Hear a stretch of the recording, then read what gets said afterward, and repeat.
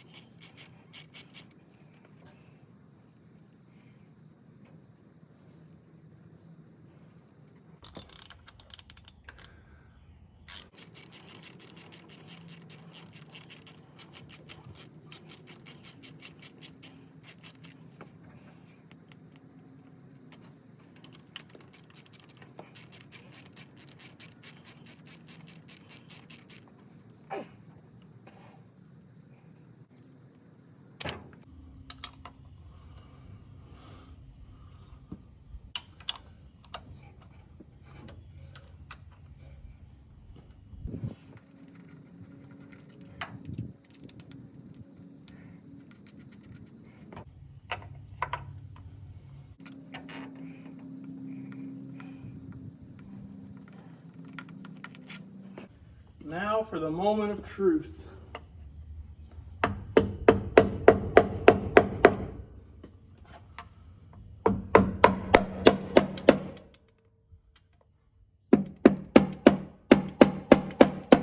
Right stuff is on there. If you guys aren't using right stuff, what are you doing?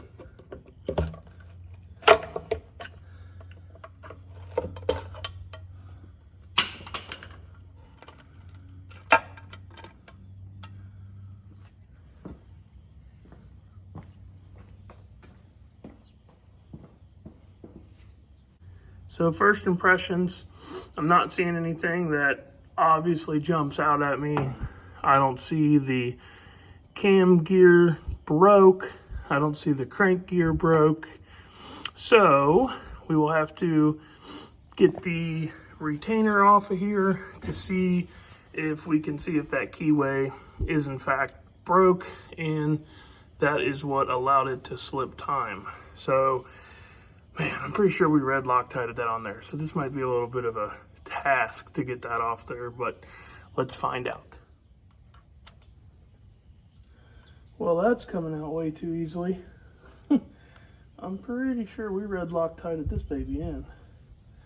So this is like a cam retainer and a bearing support. There's a bearing in my front cover, and this is supposed to give the snout of the cam some more rigidity, because people do break the cams off on these. Hopefully that's not what happened here, because this is an expensive billet cam.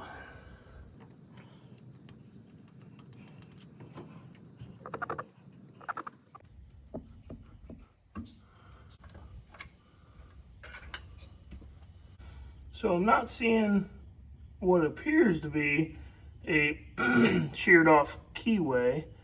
Not saying that that's not the case when I get the gear pressed off of it, that it has possibly moved. But I think I'm probably gonna have to roll the motor over to figure that out. I don't remember the cam having that much play in it though, so Not sure what to think about that, but I think I'm gonna put some push rods in the lifters and just start turning it over by hand to see if like the front of the cam's broke and none of the other ones are moving.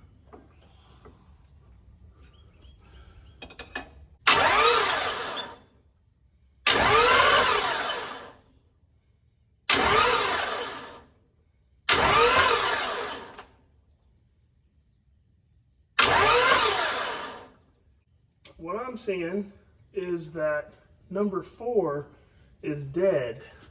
The push rods aren't moving at all when the motor turns over. And I'll go back and review the footage here, but it looks like the rest of the cylinders are all working what we're going to assume to be properly. All the push rods are going up and down. But number 4, no bueno, it ain't moving. I have to think about that.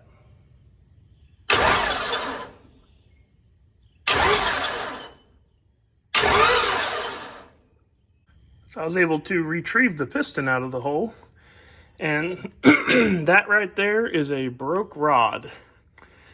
That is not a rod bolt failure. That thing looks like that cap probably just came loose when that side broke. So also wild things. Shouldn't be breaking rods in 1200 horsepower motors. I'm assuming that the little bit of scarring on the skirts there from when the piston got into it with the head and the head won. But that cylinder actually looks pretty good. Other than, of course, at the top where you can, see where the piston started getting smashed and it started getting a sharp edge on it. But engine looked like it's holding up all right. So let's talk about the heat in this rod here. So, heat in a rod like this, especially when that's where the bearing would be riding, tells us that this got hot. So, did this thing get hot because of an oiling issue, run it dry on lube, and that's what broke the rod? That seems likely. Or did the rod break and the broken rod, maybe it fractured before it broke and it allowed some oil to get past it and it got hot? Doesn't seem likely. Seems like we might have been having an oiling issue to this rod for some reason. Okay, so as far as the tappets goes, the tappets were actually stuck up, and that's why it wasn't turning over. So I got them freed up, and then everything was actually able to roll over as far as all the push rods going up and down. That might indicate to us that we have some tore up tappets, high chance of it. At this point, I'm just hoping that the cam's okay, but it is what it is. We don't know, we're not gonna know 100% for sure until we get the cam out and we get the gear pressed off, if it did in fact slip time. But that's still the only thing that makes sense. That's the only way that all those rocker arms are going to get broke and all those valves are going to contact the pistons, is if that cam slipped time. So really at this point, we've done about as much as we can do. We've dug into it about as far as we can. I don't really want to go any further in the truck here. There's really no point to. We could pull the pump off, we could pull the tappet cover off, we could maybe slide the cam out. I think the gear might hit my center support here, but say we could fish it out. The engine needs to come out anyways. There's a hole in the block, the piston's junk, the rod's junk, crank's junk. So I think as far as investigative purposes in the truck, I think we're done. I think we've gone as far as what makes sense to go. We've seen as much as we're gonna be able to see. And now at this point, we need to get the engine out, we need to get it on a stand, and we need to dissect it out of the truck. So that's what I'm gonna do.